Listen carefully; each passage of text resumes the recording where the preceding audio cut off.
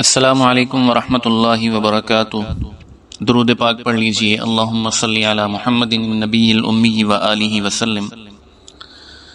سرور کائنات صلی اللہ علیہ وسلم کی عمر شریف جب 35 برس ہوئی تو قریش نے کعبۃ اللہ کی تعمیر نو کا ارادہ کیا، کیونکہ 2 حادثوں کی وجہ سے کعبہ کی دیواروں میں دراڑیں پڑ گئی تھیں۔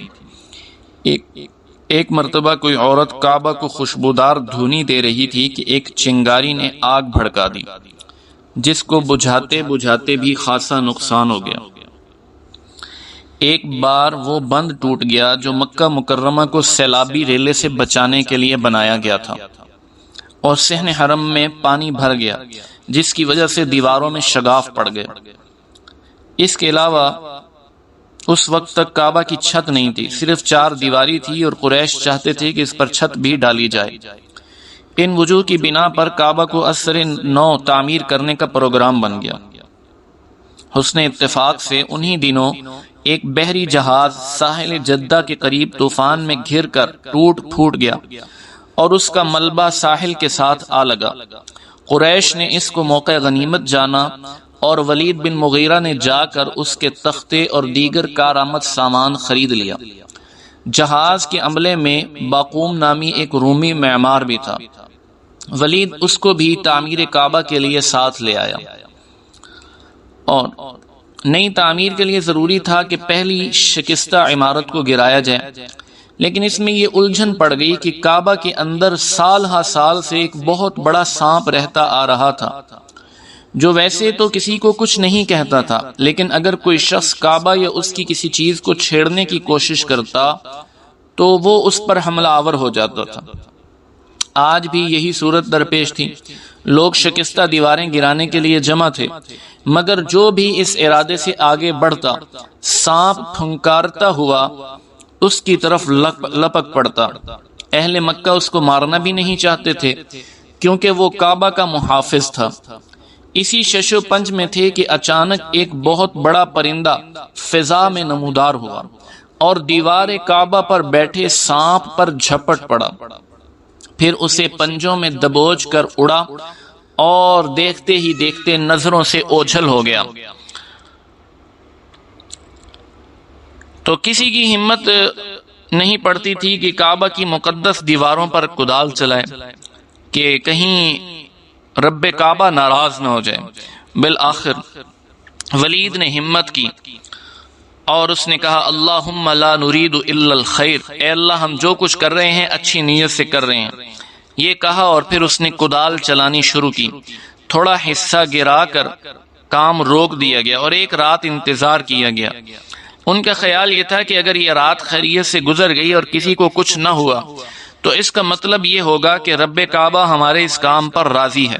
چنانچہ رات بخیریت گزری تو سب نے مل کر پہلی عمارت کو ڈھا دیا، اور انہی بنیادوں پر ایک بلند و بالا اور مستحکم عمارت کا آغاز کر دیا۔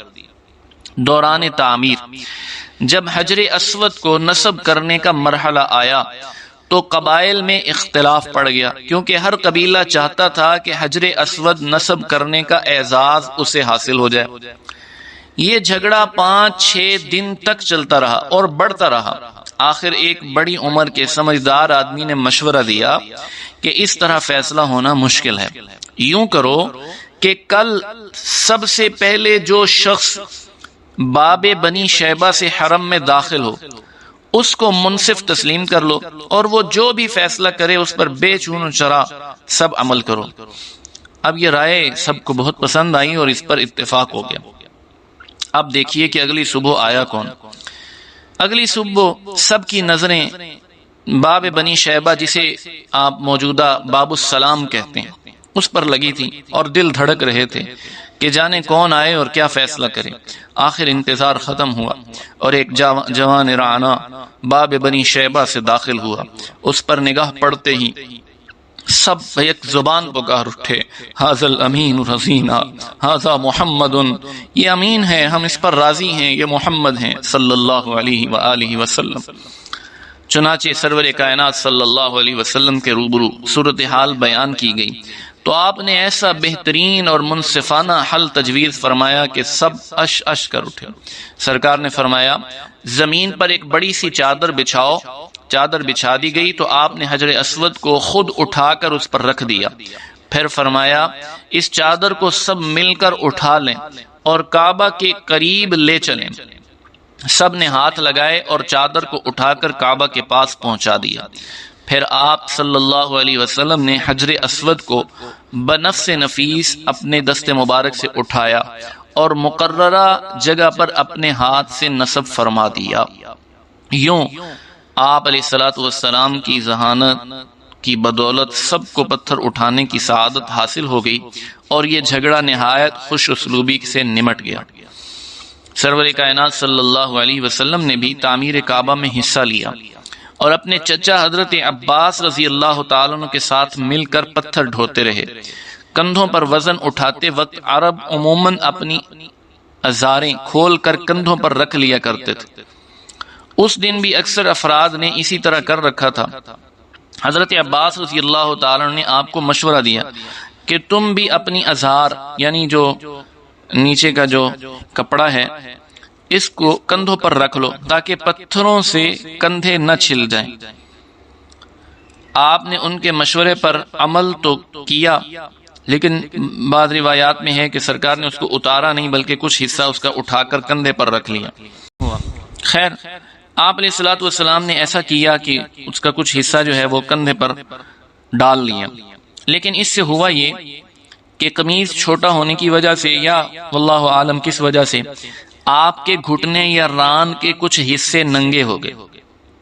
اللہ رب العالمین کو یہ کب گوارا ہو سکتا تھا کہ جس ہستی نے دنیا کو شرم و حیا کا درس دینا تھا اس کی کوئی قابل ستر جگہ ننگی ہو جائے۔